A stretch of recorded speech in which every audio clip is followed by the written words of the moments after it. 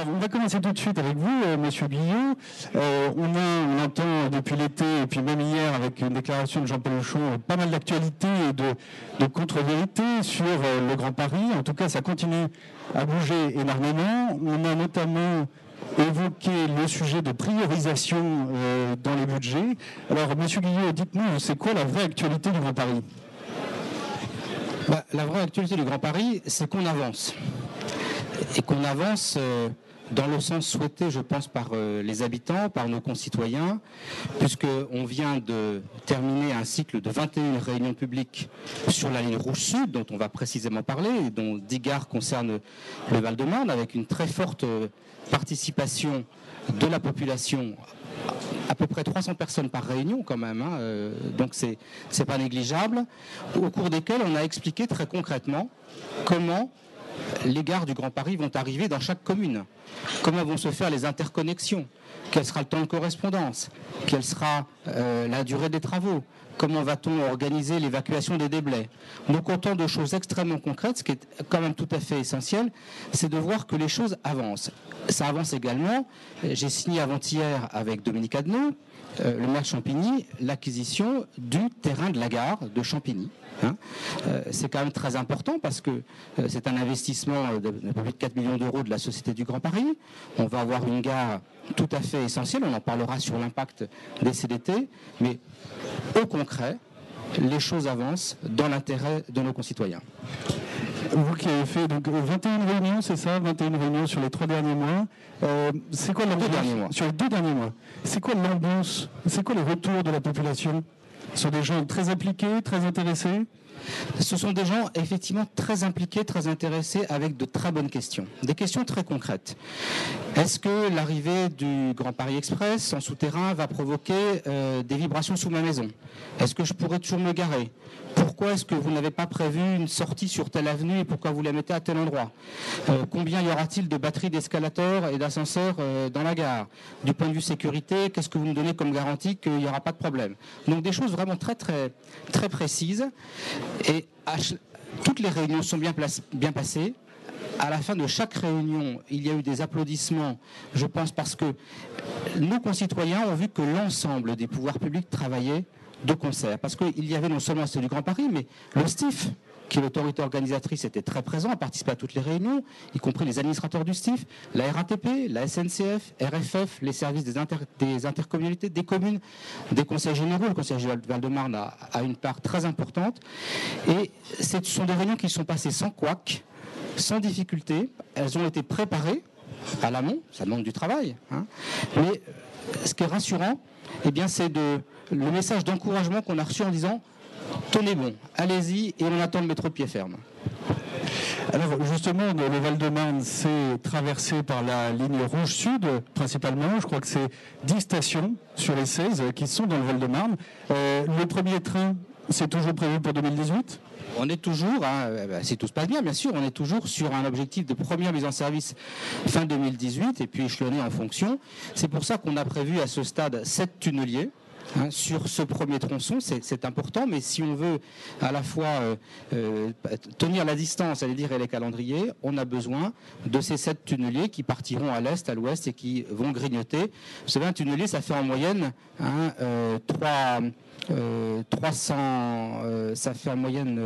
300 mètres par mois, donc vous voyez, c'est à peu près un peu plus de 3 km par an.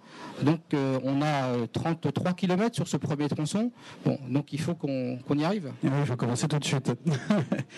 Alors, il y a aussi le site de maintenance et de remisage de l'ensemble de la ligne sud qui est prévu d'être implanté à Champigny ? À Champigny. Non seulement le site de maintenance et de remisage des matériels roulants, qui est absolument indispensable pour faire fonctionner une ligne, il faut qu'on ait un endroit pour entretenir les trains, pour les nettoyer, pour veiller à ce que ça fonctionne bien. Et puis on aura aussi le poste de commande de la ligne, ce qui représente sur Champigny à peu près 450 emplois.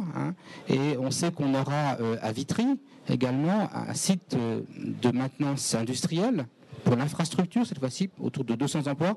Donc ces 3 sites, ce sont 650 emplois non délocalisables qui seront créés et qui serviront non seulement à la ligne rouge sud, mais qui iront au-delà, qui serviront entre 60 et 80% de l'ensemble de la ligne rouge. Donc c'est fondamental. Alors, pour les gares, le principal défi, c'est d'arriver à diffuser le développement tout autour d'elles et de façon la plus harmonieuse possible.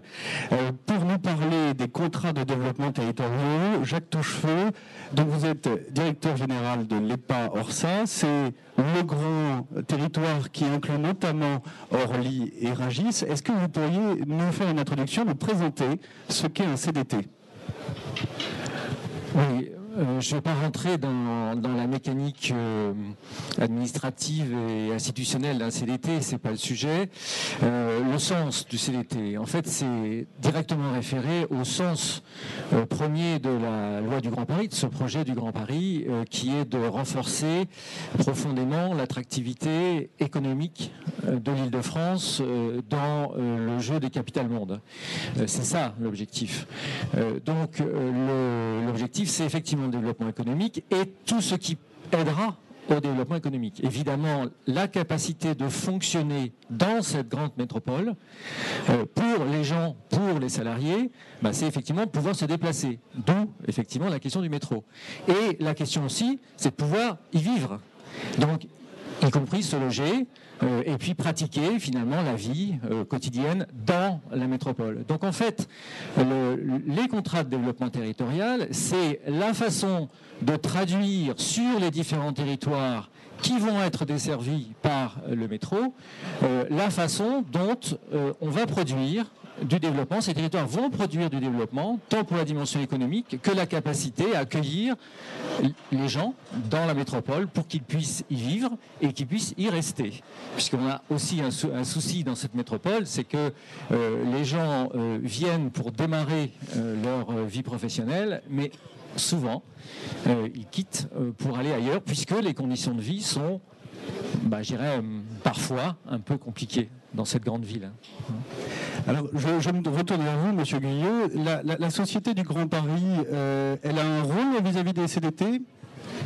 La loi lui confie un rôle, la loi du Grand Paris lui confie un rôle, c'est d'assister le préfet de région dans l'élaboration de ces contrats de développement territorial, principalement pour la partie transport, puisque nous apportons le transport. Mais la Société du Grand Paris peut être aussi aménageur dans le cadre des CDT ou au droit des gares du Grand Paris, à la condition expresse, si c'est dans le cadre d'un CDT, eh bien que les acteurs du CDT, c'est-à-dire l'État d'un côté et les collectivités territoriales qui signent ensemble, le lui demandent, ou si c'est hors CDT, on peut être aménageur après avis de la commune. Donc on aura des situations très variables. Jacques évoquait le rôle de l'EPA-ORSA, qui est, j'allais dire, aménageur par excellence. Donc là où l'EPA-ORSA va intervenir, nous n'avons pas, nous, vocation à intervenir, parce qu'on ne va pas se faire concurrence entre nous, ça n'a aucun intérêt. Et surtout, on travaille de façon complémentaire.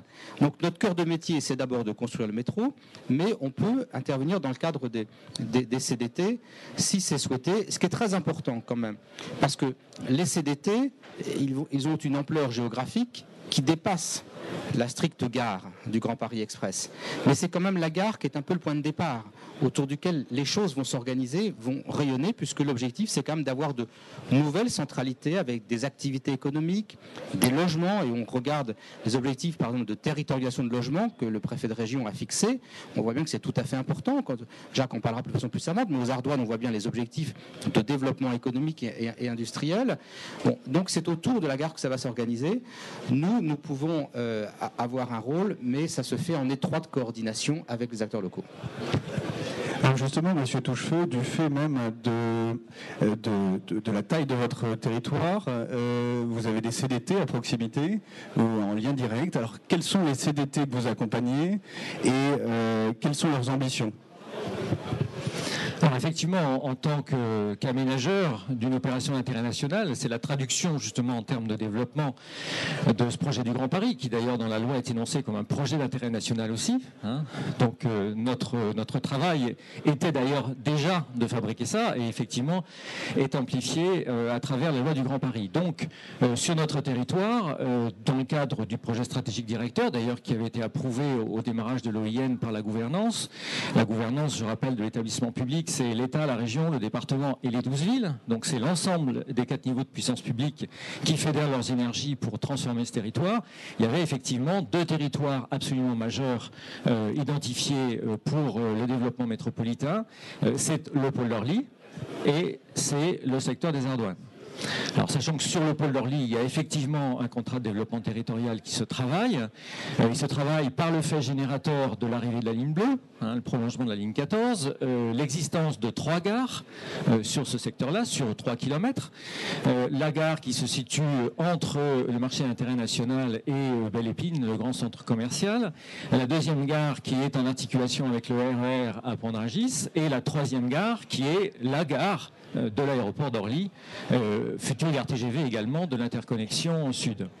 Voilà, donc ce territoire va être desservi par cette ligne bleue et il est déjà un territoire de grand développement économique à l'interface du développement aéronautique lié à l'aéroport et à son développement, de la dimension agroalimentaire à travers la présence du marché d'intérêt national, je le rappelle, premier marché de gros de produits frais au monde, et donc toute la dynamique que ça déclenche aussi sur les questions de gastronomie, cité de la gastronomie, c'est un des sites en tout cas qui entend promouvoir la gastronomie sur Orly-Rungis, donc en Ile-de-France, en complément des autres, de Dijon et de Tours.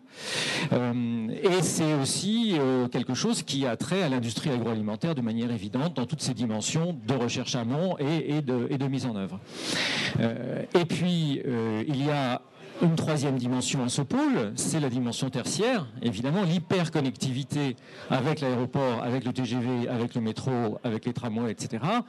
C'est déjà parti avec la Silic qui développe effectivement la régénération de son patrimoine d'activité en patrimoine tertiaire, les projets d'ADP sur Cœur d'Orly et l'ensemble donc des projets menés par ces acteurs, sachant que nous-mêmes nous intervenons sur un secteur qui est un petit peu en creux, entre guillemets, puisqu'il n'a pas d'acteur unifiant, en quelque sorte, c'est la zone du Sénia, qui a fait l'objet d'une zone d'aménagement différé de l'État, et qui est notre lieu d'intervention privilégié en complément avec les interventions des grands acteurs économiques. Donc, évidemment, c'est un territoire qui, de par tous ces éléments, a vocation à être un des grands territoires de développement de l'Île-de-France et de la métropole, dans le cadre de l'interfaçage et l'accompagnement de l'arrivée de la ligne 14. D'où CDT.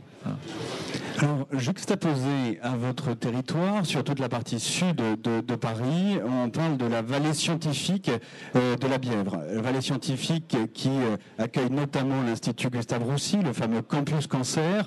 Donc, on voit bien qu'on essaye d'avoir une double attractivité, une attractivité bien sûr pour l'habitation et une attractivité tertiaire. Pour nous en parler, Jean-Jacques Bridet. Jean-Jacques Bridet, vous êtes député maire de Fresnes. Alors, où en êtes-vous du CDT justement de la vallée scientifique de la Bièvre? Alors, d'abord, permettez-moi de faire 2 remarques préliminaires. Si on avait tenu cette table ronde il y a 5 ou 6 ans, je pense que je n'aurais pas forcément été en capacité d'approuver ce qu'auraient pu dire M. Guyot et M. Touchefeu. Parce qu'on n'aurait pas forcément dit les mêmes choses. 5-6 ans après, 5-10 ans après, on dit quasiment la même chose. Parce que nous avons travaillé ensemble sur le fond, sur la forme, sur les projets, et aujourd'hui nous pouvons offrir une vision partagée par les collectivités, par les services de l'État pour le développement de notre région, métropole, je ne sais pas comment l'appeler, ça on verra, ça sera un autre débat dont on va se saisir en 2013. Parce qu'il faut bien comprendre que cette région, cette métropole est en mutation. Est en mutation, elle est même en adaptation, comme le dit Jacques, puisque l'objectif, l'ambition, c'est que nous rejoignions le rang des villes-mondes, des régions-mondes, je ne sais plus comment on appelle ça, mais on sait très bien qu'il y en aura 4 ou 5 qui se dessineront sur la surface du globe, et Paris est bien placé pour en avoir une. Donc cette ambition affichée, nous partons du constat, bien entendu, où notre région est très contrastée. Elle est contrastée parce que dans la même région, on a des villages de 100 habitants, puis on a une capitale de 2 millions d'habitants. Elle est contrastée parce qu'il y a des populations très pauvres et des populations très riches, des populations qui sortent du système scolaire en échec, puis d'autres qui font des études d'excellence. Nous avons pareillement des territoires très pauvres et des territoires très riches, des territoires qui galèrent, excusez-moi l'expression, puis des territoires qui tirent là aussi l'excellence. Nous avons des territoires qui sont très denses et des territoires qui sont moins denses, même dans le même département. Je vois par exemple le Val-de-Marne, où nous avons des densités proches de celles de Paris d'un côté, et puis des densités proches de la Beauce de l'autre côté. Et l'objectif partagé, je pense, par tous les acteurs du département, et tous les acteurs franciliens, c'est de faire que ces contrastes ne se transforment pas en fractures. Qui dit contraste, ça veut dire qu'on peut les réduire, on peut y travailler. On peut rapprocher des objectifs. Si ça déborde en fracture, à ce moment-là, on ira vers un échec. Et cet échec ne permettra pas à notre région, à notre métropole, d'être d'excellence. Et c'est comme ça que tous les élus sont rentrés dans les contrats de développement territorial, aussi bien ont imaginé un développement basé sur la durabilité de leur territoire. C'est pour ça que, par exemple, dans le Val-de-Marne, j'étais 12 ans vice-président du département, avec tous les acteurs politiques, tous les acteurs universitaires, économiques, etc. Nous avons travaillé sur un projet de transport en commun, et c'est cette implication forte du Val-de-Marne qui a permis, j'ose le dire, parce que tout le monde, je pense, le pense, qui a permis cette réflexion sur la nécessité de développer les transports en commun. Alors, je disais, on n'aurait pas dit ça il y a 10 ans. Pourquoi ? Et je reviens au contrat de développement territorial de la vallée scientifique de la Bièvre. Au début, alors la vallée scientifique de la Bièvre, c'est 18 communes, à cheval sur le Val-de-Marne et à cheval sur les Hauts-de-Seine.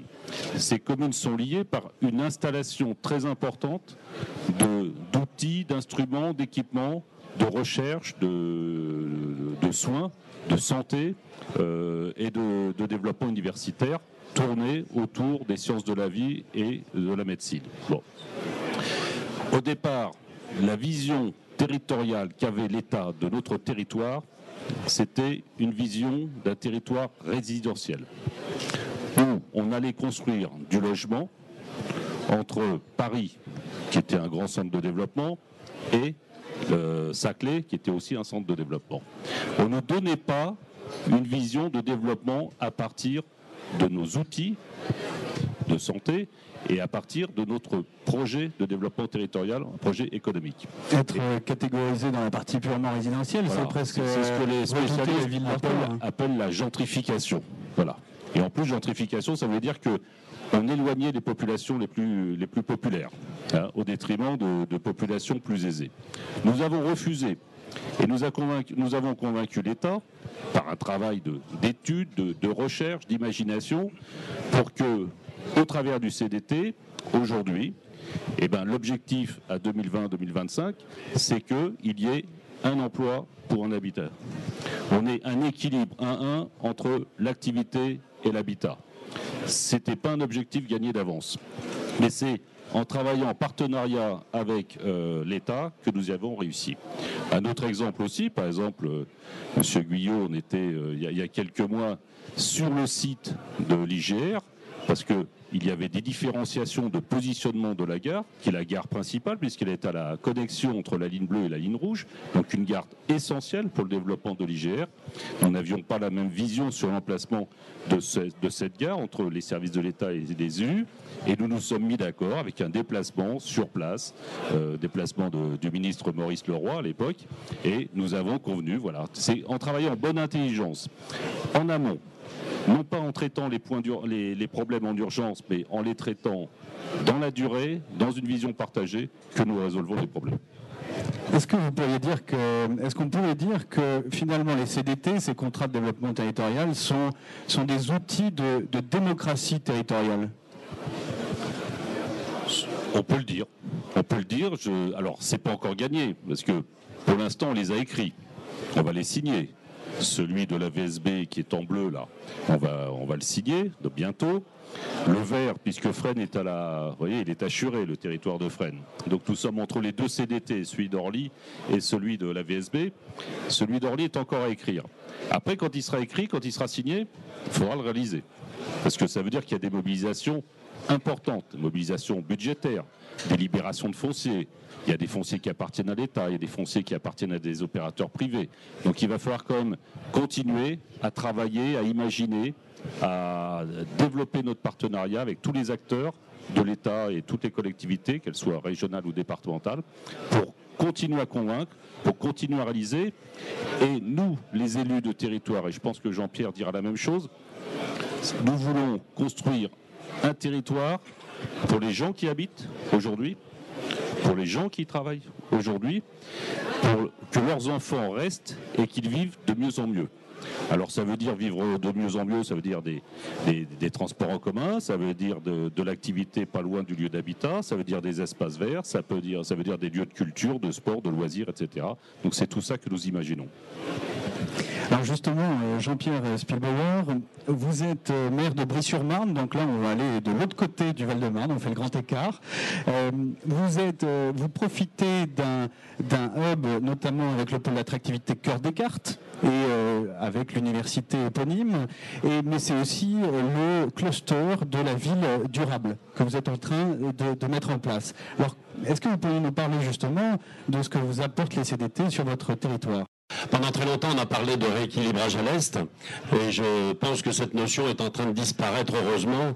Avec ce qui est en train de se passer, on a les moyens de faire que notre territoire se prenne en main tout seul, et que l'on développe le logement, les transports, les emplois, ce qui est très important pour une région comme la nôtre, où on est à 0,7 emplois par habitant à peine. Et donc, nous avons aujourd'hui l'ambition, comme l'a dit Jean-Jacques tout de suite, d'arriver à une élévation du taux d'emploi important. Pour ça, on s'en donne les moyens. Le contrat de développement territorial, ça permet de travailler ensemble. Des villes de tendances politiques différentes se mettent autour de la table et arrivent à élaborer un projet conséquent. On a beaucoup d'hectares disponibles autour de ces gares et donc on a des ambitions fortes pour développer l'emploi et le logement. On a deux universités, Créteil et puis Descartes, avec ce pôle de développement durable sur lequel on doit s'appuyer, bien sûr, pour développer aussi les entreprises. Nous venons de créer un observatoire de la formation avec ces deux universités pour voir quels sont les emplois de demain qu'il faut se préparer à accueillir et donc quelles formations sont nécessaires à mettre en place, notamment avec l'arrivée du métro automatique. Et puis, nous avons la ferme volonté, à travers les transports dont on va reparler dans quelques instants, de se donner les moyens, enfin, que notre territoire participe au développement de la métropole. Alors ça, c'est pour la big picture, hein, le plan d'ensemble, mais plus spécifiquement sur Brie-sur-Marne, comment vous vous positionnez? Est-ce que finalement vous vous raccrochez à la locomotive Cœur des Cartes, ou est-ce que vous allez chercher une spécialisation qui va vous faire une attractivité propre? Tous les maires du secteur sont d'accord pour dire qu'il ne faut pas mettre tous ses œufs dans le même panier. Que l'université Descartes est un élément extrêmement important avec lequel on travaille sur le développement durable. Mais le développement durable est valable pour l'ensemble du territoire français et par voie de conséquence ne suffira pas à lui seul à faire une création d'emplois suffisante pour notre région. Donc nous avons aussi d'autres points forts qui sont l'arrivée de la ligne rouge, le centre de remisage des trains, le poste de commandement, donc tout ce qui est autour de l'automatisation, et sans doute un poste de centralisation autour de la ligne orange vers Fontenay-sous-Bois. Donc là, forcément, un cœur de métier qui va se développer. Et puis sur Brie, pour parler plus spécifiquement de la ville de Brie, toujours la présence de l'Institut national de l'audiovisuel de l'image d'hier, mais de l'image de demain. Et là, nous avons évidemment un cœur de métier à développer encore extrêmement important, ce qui fait que cette complémentarité se retrouve dans le CDT que nous allons signer. Et alors plus particulièrement sur les connexions, la gare, la connexion de votre territoire, c'est quelle gare? C'est plusieurs gares peut-être? Alors on a 2 gares sur notre territoire, une à Champigny-Centre plus spécifiquement pour cette ville, et puis sur le contrat de développement territorial, Brie-Villiers-Champigny, à laquelle se rajoute Chenevière et la communauté d'agglomération. Sur Brie-Villiers-Champigny, une ambition extrêmement forte, puisque ce sera l'interconnexion de la ligne rouge et de la ligne E du RER, qui est maintenant actée, et puis vraisemblablement la possibilité de faire arriver Est-TVM d'un côté, Altival de l'autre, qui sont des transports de surface extrêmement importants pour le Val-de-Marne, ce qui va faire de la gare de Brie-Villiers-Champigny un hub que l'on espère fondamental pour le développement du territoire. Comme en plus on travaille sur l'autoroute A4 et la reconversion de cette autoroute qui est un peu saturée, il faut bien le reconnaître, avec la mise en place de transports en commun, Briviers-Champigny sera aussi une arrivée possible, le potentiel de ce transport en commun de nouvelle génération. Et alors vos habitants, comment ils accueillent la nouvelle, comment ils se mettent dans le projet?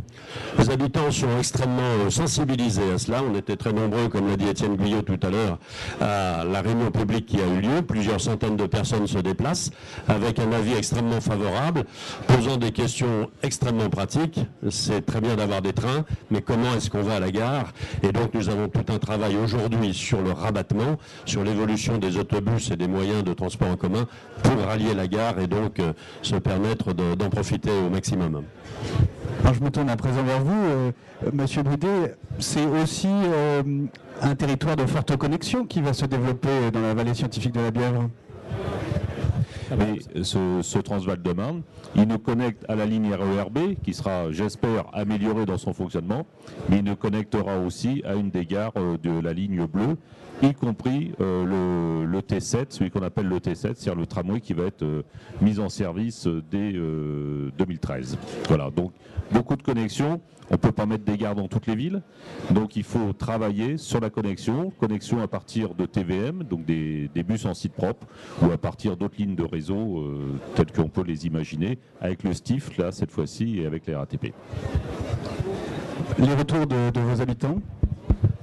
Très positif. Vous savez, je crois qu'il y a 2 sources d'inquiétude en Île-de-France, les transports et l'habitat. Les transports, on voit que les gens galèrent. Quelle que soit la lettre qui est après le mot RER, les gens galèrent tous les jours. Et quels que soient les lieux d'habitation, les gens galèrent pour trouver de l'habitat. Donc il faut profiter de la construction de ce réseau, qui est une mobilisation formidable. Je ne sais pas combien ça coûtera, mais quel que soit le coût, il faut le faire, parce qu'on travaille pour, même pas 30 ans, on travaille pour 100 ans. Quand nos ancêtres, entre guillemets, ont créé le métro parisien, je pense que la France était sûrement moins riche qu'elle ne l'est aujourd'hui, même s'il est en crise. Donc nous avons l'impérieuse devoir de développer ce mode de transport. Ça, c'est un formidable outil de développement, c'est un formidable outil de bien-être et de bien vivre pour 12-14 millions d'habitants. Donc il faut le faire, il ne faut pas se poser de questions.